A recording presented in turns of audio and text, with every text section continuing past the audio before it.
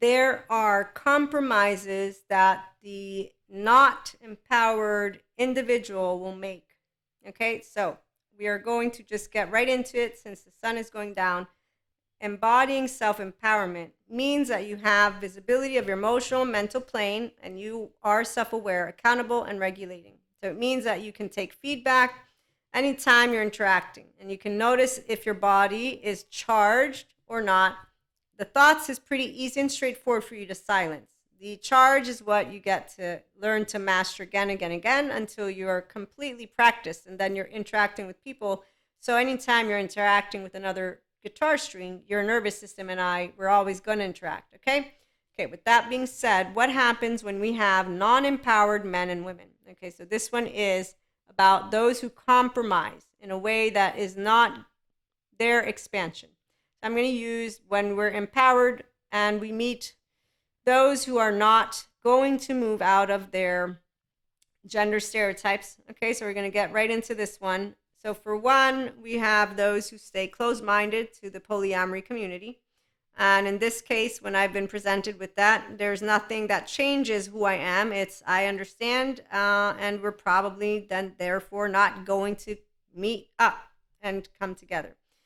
When it comes to the bedroom, respect automatically what my preferences are, what yours are. It's a pretty straightforward deal. You don't, there's nowhere to go. And that's something very clear.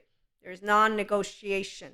Okay, so empowered women, men or theys, do not negotiate their heart body or value body. This is not about rigidity. It is an active appreciation. I know, romantically speaking, in a bedroom, in a house, whatever it is, who a partner is to me. And that means I'm going to be accepted with what fills me. That's number one. This is what it means to have self-love. It is, I am a human being who knows exactly how I feel, how I think, and this is differentiation. And I will present it to you, and I am not going to be presenting to you something that is going to change. Those who are not empowered yet, they don't have this self-worth, this self-embodied capacity. Talk to many of women out there, give them those food for thoughts, and then they go and they run with it, okay? But their biggest challenge is maintaining their divine feminine, divine masculine. Why? They compromise. So what kind of compromises does an empowered woman who's a functional adult make? That would be where if I am aware that you struggle with communication, I will see how I can tend to that so that I can then wait for the right moments to try to communicate to you. Because I can notice, but then again, I'm a mystic. So please remember, we are all intuitives, but as a mystic, and not because of the mystic part, but because of my prefrontal cortex and navigating with my right mode. So I'm going to navigate from the heart. And that's why I can notice, shut up, left mode, likes, dislikes, get put to the side. I'm not going to bring to you a reaction. I'm going to do my best to maintain composure so that I can get settled into and then have a conversation. Will I excel in it or not? We don't know. But the point is I'm self-aware enough, accountable enough, regulating enough. And I've been personally this since I was a teenager, since I was a kid. So I've always noticed I'm not going to bring to the table my mood or my thoughts as if they're facts. No, I'm going to try and speak, and I'm going to try and do it as calm as can be. And if I'm not, I know that I might fuck it up, quote unquote, but it won't be a mistake. I'm still going to bring to you all that I am.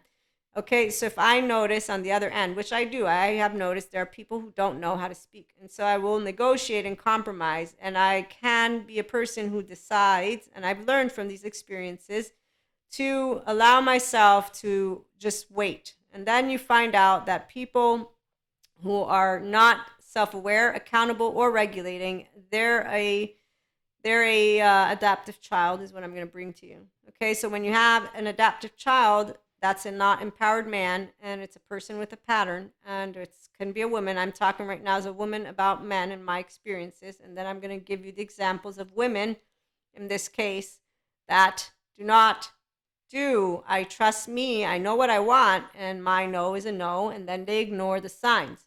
They ignore very specific signs of what is a pattern of an adaptive child. Doesn't have to be a man, but again, I'm a woman speaking from a woman's perspective when it comes to men, and I'm not using gender stereotypes. I'm using what is a human being who has no ownership of their 0 1 year old. Not woman, not man. They don't have their 3 year old, they all have shame.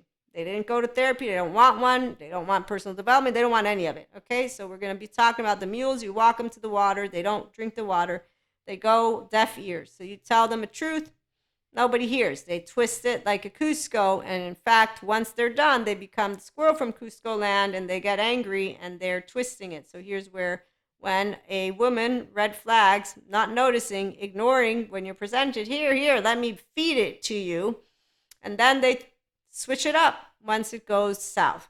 And then they don't recognize their own pattern from their own shame cycle, from their own unresolved trauma, from their own inner child. Okay, so men, women alike, as long as you are not a person who loves yourself first, stands up for yourself first, and says, this is who I am, even when it's hard, what does it mean? I'm a mystic, my lovely viewers. I'm polyamory. I have twin flames. I have clairs. I am a person who travels. I have been consistently a woman who has known exactly what I want. I got dumped my last official relationship because my boyfriend thought I would change. Just saying, I love the man to death. We're friends. We're family friends. And to this day, I forget to share our stories. They're beautiful stories, but, it's unnecessary. Even though on the audio version, there's plenty of stories of all types of my life. And that's where, as I shared in one of them, the way he said it was, well, it's like you like a tablecloth with cherries and I like a tablecloth with lemons. And I'm like, what the fuck is the tablecloth has anything to do with it? And then he says, because I'm trying to negotiate with him when he breaks up with me, because I knew that we wanted different things. But see, here's the thing. He didn't tell me something else, which we're going to leave out of this episode. Long story short, though, I say, but it doesn't matter. And then he says, okay, let me put it to you this way. I was getting my master's. If you leave everything that you're doing right now and do everything you said, 10 years down the line, Maria, you're going to hate me. He spoke those words. As soon as he did, my body said, yep. I said, you know what? You're right. Yes, you're completely right. I would totally hate you. Yes. Okay, well, let's stay friends. And I got to meet my lovely soul sister. So there's that. And we tease him. We tease our friends. Our friends to this day can't believe that we are soul sisters. And I tell him, now I know why we're together. I needed to meet her. And we tease. Okay, so that's a side note, but what I'm trying to say is, for a person who owns who they are, a woman, I ain't fucking keeping a man. You're not my dog. Anytime I hear keep a man, how to keep him? Yes, come here. It's so disrespectful. If I were a man, I'd be like, fuck that shit. You don't need to keep me. I'm not opening the door, but I might want to open the door for you. So, again, authenticity. So empowerment means that we own who we are. We bring ourselves to each other and we say, here's who I am. So I'm okay with that. I do that all the time. Oh, here's where, the changing thing didn't stop, by the way. So then I have my lovely twin flames. Plenty of stories. Remember, I've moved beyond the concept of the one. And that's why people think I'm traumatized. And I say, if you don't understand what loving more people means, you obviously have it confused.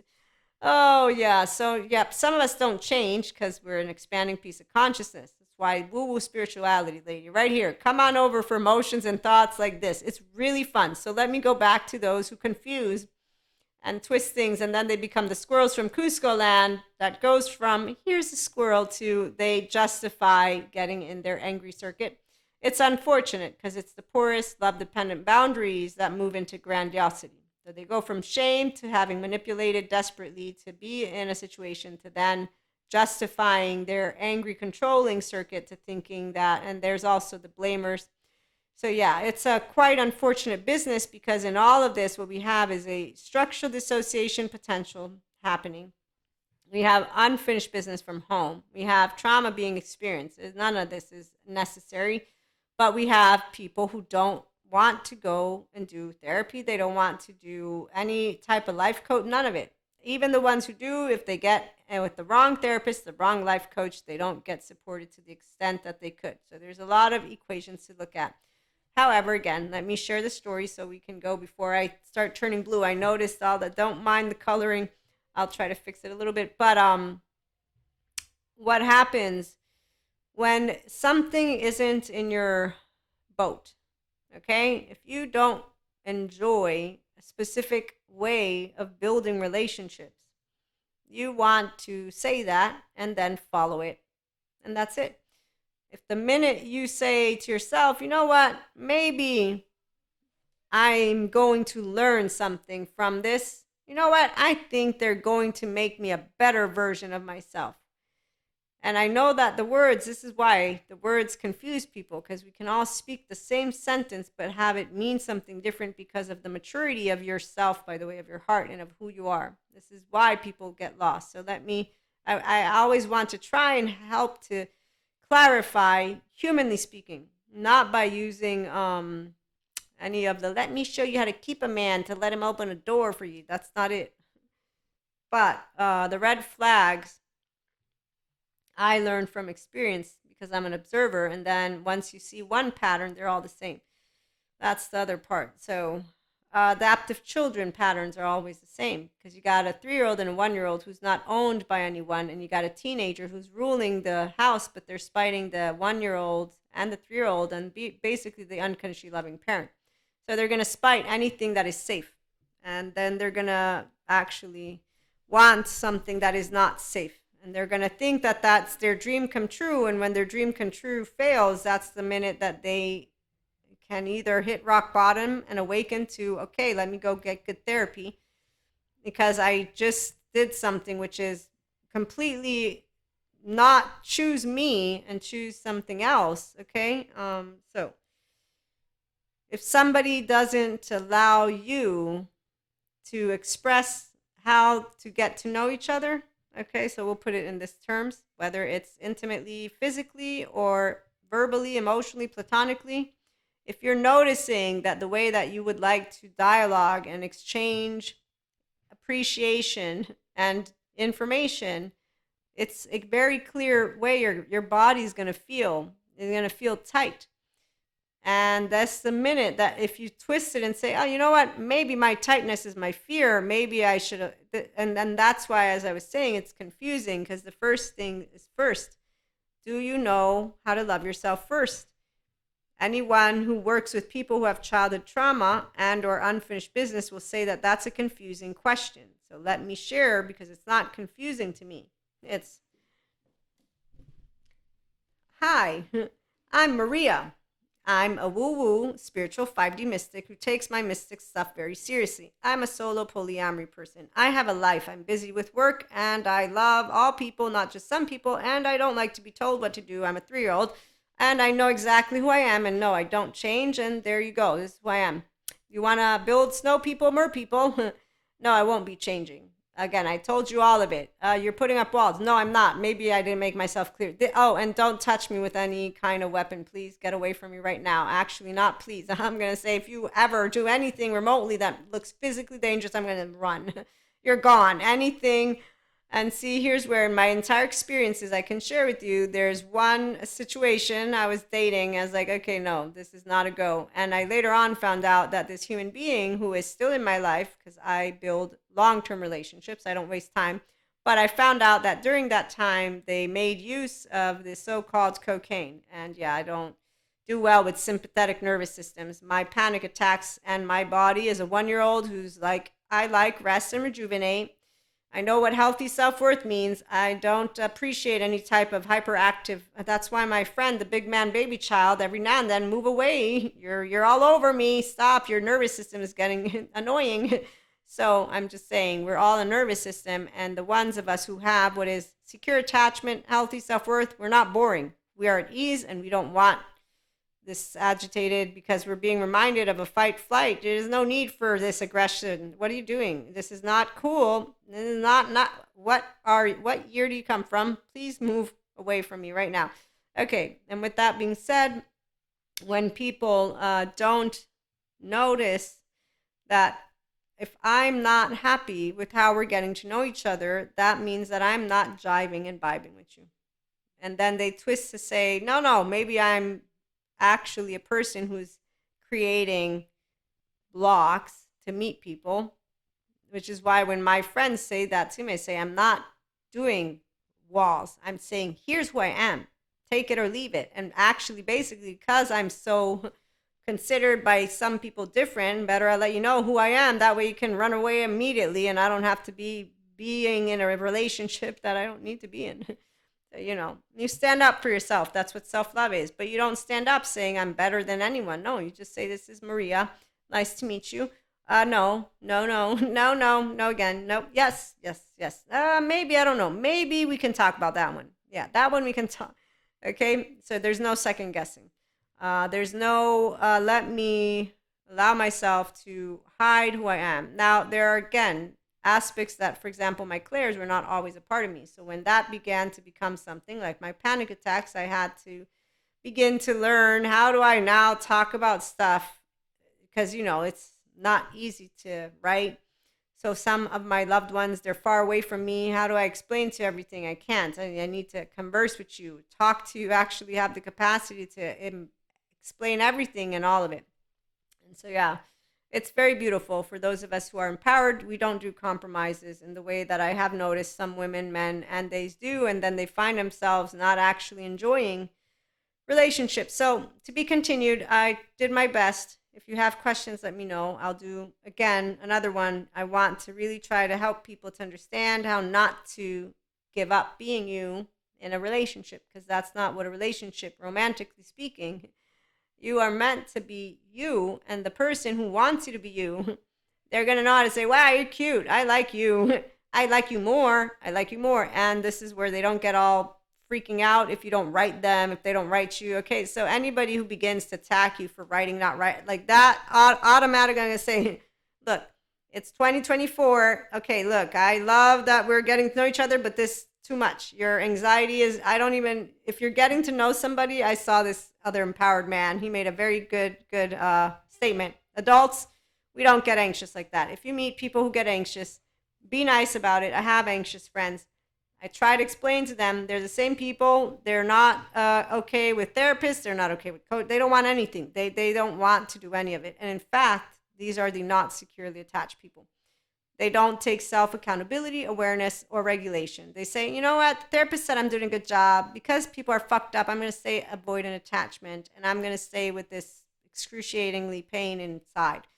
Ambivalent, they're all people are fucked up. Or then they go on this hiatus, or whatever the word is, of I must be wrong. Something's wrong with me.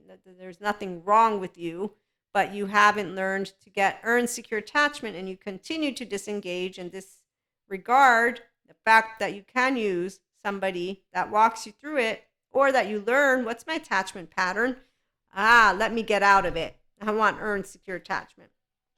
And so, yeah, the confusion comes from a person who doesn't have a 1-year-old who knows how to be self-regulating, your safe haven, and then your secure base. When you do, you grow empowering relationships, and you know how to say no, yes, and maybe. And I enjoyed, and I hope you did too. We'll be back with more. Thank you for putting up with the lighting again, and have a wonderful day.